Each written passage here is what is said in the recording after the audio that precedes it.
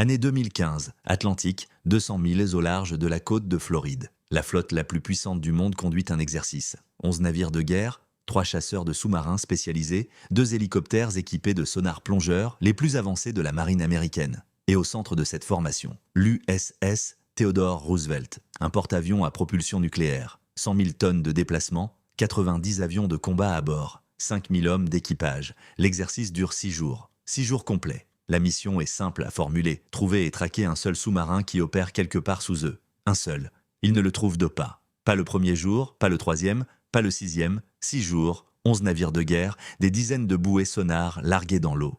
Des hélicoptères qui plongent leurs capteurs à des dizaines de mètres de profondeur, les systèmes de détection les plus avancés jamais construits. Et rien. Le 7e jour, quand l'exercice se termine, le sous-marin fait surface. À 100 mètres du porte-avions, 100 mètres, il avait pris des photos du pont de commandement du Roosevelt, des destroyers d'escorte, des hélices sous la coque du porte-avions. Des photos qu'il n'aurait pu prendre que s'il s'était trouvé directement en dessous, ou juste à côté, pendant des jours, et personne ne l'avait remarqué. Le sous-marin mesurait 33 mètres de long. Il avait un équipage de 27 hommes et il venait d'Allemagne, U-32, classe 212A, construit par ThyssenKrupp Marine Systems à Kiel. C'était il y a 11 ans.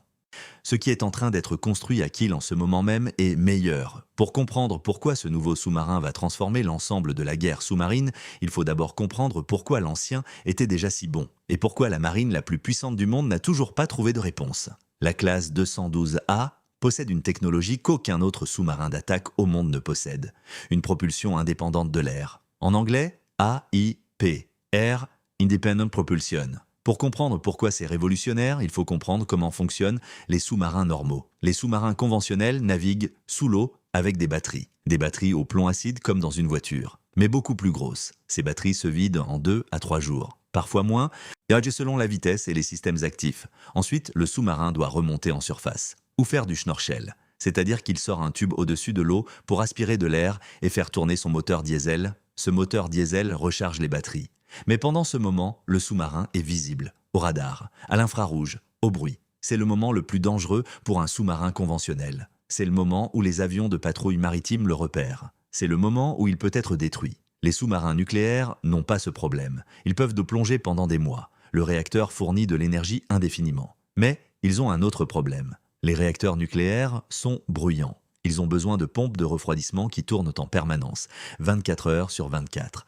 7 jours sur 7. Le bruit est minimal, mais il existe. Et dans l'océan, le bruit est la mort. La 212A résout les 2 problèmes en même temps. Elle possède des piles à combustible, des piles PEM de Siemens qui convertissent de l'hydrogène et l'oxygène en électricité, sans pièces mobiles, sans combustion, sans bruit, aucune pompe, aucune turbine, aucune vibration. Le résultat, la 212A peut rester 3 semaines sous l'eau sans remonter en surface, 21 jours sans schnorchel, sans signal en surface, sans perturbation de l'eau au-dessus d'elle, et pendant ces 3 semaines, elle produit moins de bruit qu'un dauphin. Ce n'est pas une métaphore. Ce n'est pas une exagération, c'est la classification acoustique officielle de l'OTAN. Un dauphin qui nage dans l'océan produit plus de bruit que la 212A en mode pile à combustible. Si ce genre d'histoire sur l'ingénierie militaire vous intéresse, abonnez-vous maintenant à Machine de guerre et activez la cloche. Chaque semaine, nous publions de nouvelles analyses sur la technologie militaire la plus fascinante du monde. Qu'est-ce que la 212CD? Et pourquoi est-elle plus importante que tout ce qui a précédé? La 212CD est la prochaine génération, le sous-marin qui vient après. CD signifie Common Design, conception commune, car ce sous-marin n'est pas construit uniquement pour l'Allemagne. Il est construit pour l'Allemagne ET, la Norvège. Un programme conjoint, 6 bateaux au total, 2 pour la Norvège, 4 pour l'Allemagne. La première différence est physique, la 212CD est plus grande que la 212A. Il peut 56 mètres au lieu de 33, presque 2 fois plus longue, ce qui signifie plus de place pour les armes, plus de place pour les capteurs, plus de place pour les systèmes électroniques, et plus de place pour quelque chose qui change toute l'équation. Des batteries lithium-ion. La 212A avait des batteries conventionnelles au plomb acide, éprouvées, fiables, mais lourdes et limitées en capacité. La 212CD a du lithium-ion, la même technologie que dans les voitures électriques, que dans les téléphones, que dans les ordinateurs portables, mais à une échelle sans précédent dans l'histoire navale. Qu'est-ce que ça signifie concrètement? La densité énergétique du lithium-ion est 3 fois supérieure à celle du plomb acide. 3 fois plus d'électricité pour le même poids, 3 fois plus d'autonomie pour le même volume. Ce qui signifie, la 212CD peut rester 5 semaines sous l'eau, 5, sans remonter en surface, sans faire de schnorchel, sans envoyer un seul signal vers la surface. sans perturber un seul litre d'eau au-dessus d'elle, 5 semaines invisibles, 35 jours. Aucun sous-marin d'attaque américain ne peut faire ça. La classe Virginia peut plonger pendant des mois, oui, son réacteur le permet. Mais les pompes de refroidissement de son réacteur produisent un profil acoustique qu'un bon opérateur sonar peut identifier à 30 km de distance. 30 km, la 212 CD sous propulsion par pile à combustible produit un profil acoustique qui se situe en dessous du bruit naturel de l'océan. En dessous, ce qui signifie qu'elle n'est pas simplement silencieuse. Elle est inaudible. Elle disparaît dans le bruit de fond de la mer, les vagues, les courants, la vie marine. Un sonar qui écoute la 212 CD n'entend rien d'anormal, il entend l'océan et rien d'autre. Et puis il y a le système d'armes. La 212 CD emporte une nouvelle torpille de type DM2A4, une torpille filoguidée qui peut être utilisée à 85 km de distance, 80 km, ce qui signifie que le sous-marin peut détruire une cible si éloignée que la cible n'aura jamais le sous-marin sur son sonar. Elle ne saura pas d'où la torpille vient. Elle ne saura pas qu'elle est attaquée, jusqu'à ce qu'il soit trop tard. S'ajoutent les missiles IDAS, des missiles lancés depuis la position immergée, capables d'engager des hélicoptères et de petits navires en surface, sans que le sous-marin ait besoin de faire surface, sans remonter, sans se révéler, sans compromettre sa position. Aucun autre sous-marin conventionnel au monde ne possède cette combinaison de capacités. Et puis il y a le système sonar. La 212 CD possède un sonar passif monté sur les flancs. Un sonar qui utilise toute la longueur de la coque comme surface de réception. 56 mètres de surface de réception, c'est un sonar capable de détecter le bruit des hélices d'un destroyer à plus de 100 km de distance. 100 km, pour comparaison. Le sonar de la classe Virginia détecte le même destroyer à 70 km, ce qui signifie la 212 CD entend son adversaire 30 km avant que l'adversaire puisse l'entendre. 30 km d'avance. En guerre sous-marine, c'est la différence entre le chasseur et la proie. Celui qui entend l'autre en premier gagne. Dian, toujours, que disent les données opérationnelles réelles? Pas les brochures, pas les communiqués de presse, les données réelles. La 212A a participé à pratiquement chaque exercice autant dans l'Atlantique et la Méditerranée au cours des 15 dernières années, chaque exercice. Et elle possède une statistique qu'aucun autre sous-marin de l'OTAN ne peut présenter. Lors d'exercices contre des groupes aéronavals américains, la 212A a réussi l'attaque simulée à la torpille dans chaque cas, sans être détectée, pas dans 90% des cas, dans 100%. L'exercice au large de la Floride n'était pas un cas isolé, c'était un schéma récurrent qui s'est répété pendant 15 ans. 2008, une 212A traverse sans être détectée un exercice anti-sous-marin britannique au large de l'Écosse.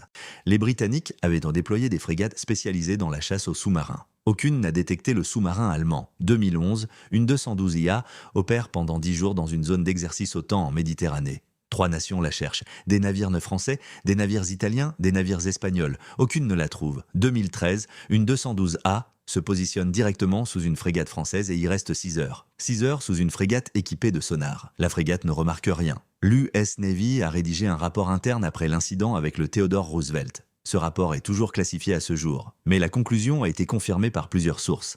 La classe 212A représente une menace contre laquelle l'US Navy ne dispose actuellement d'aucune stratégie de défense fiable. La 212 CD est le sous-marin qui vient après cela. Soutenez cette chaîne sur Buy Me a Coffee. Le lien est dans la description de la vidéo. Chaque contribution aide à maintenir la qualité de ces analyses. Merci. Qu'est-ce que cela signifie stratégiquement? La marine norvégienne a défini la 212 CD comme l'élément central de sa défense arctique. La côte norvégienne s'étend sur 4600 km. C'est l'une des plus longues côtes du monde et elle borde directement la zone des bases de la flotte du Nord russe autour de Mourmansk. Mourmansk, le port d'attache des sous-marins nucléaires russes, des porte-missiles balistiques, de la force de frappe stratégique russe, la flotte du nord de la Russie compte plus de 50 sous-marins et 3 douzaines de navires de surface. La Norvège n'a aucune marine conventionnelle capable de résister à cette flotte dans un affrontement direct. Mais la Norvège a 212 CD et 212 CD peuvent contrôler l'ensemble de l'entrée de l'Atlantique Nord. Parce qu'aucun navire russe ne sait où elle se trouve. C'est la mathématique de la guerre asymétrique. Ce n'est pas la plus grande flotte qui gagne, c'est celle qu'on ne peut pas trouver. Un sous-marin invisible vaut plus qu'un cuirassé visible. L'Allemagne construit 4 212 CD pour elle-même, pour la mer Baltique. Et la Baltique a acquis une signification stratégique entièrement nouvelle depuis l'adhésion de la Finlande et de la Suède à l'OTAN. Regardez une carte, la flotte russe de la Baltique à Kaliningrad est désormais encerclée par des eaux OTAN. Finlande au nord, Suède à l'ouest. Pologne et Allemagne au sud. Pays baltes à l'est. Et dans ces eaux opéreront 4 sous-marins allemands qu'aucun sonar russe ne peut entendre. 4 fantômes dans une mer fermée, invisibles, silencieux, armés de torpilles à 88 km de portée. La première coque a été découpée en 2025, le premier bateau entre en service en 2029 Et l'US Navy observe ce programme avec une attention qui dépasse le simple intérêt professionnel. Car l'Amérique a un problème de mathématiques. La classe Virginia coûte 3 milliards de dollars par unité. La 212 CD coûte 500 millions d'euros, un sixième du prix. Pour le coût d'un seul sous-marin américain, l'OTAN pourrait acheter 6 sous-marins allemands. 6 sous-marins qui sont plus silencieux que le sous-marin américain.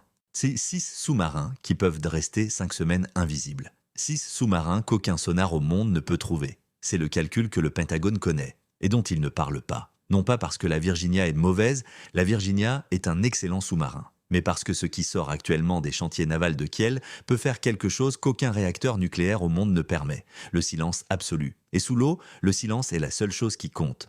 Si vous voulez savoir quels systèmes européens vont transformer la guerre, abonnez-vous à Machine de guerre dès maintenant. Activez la cloche pour ne manquer aucune vidéo. À la prochaine.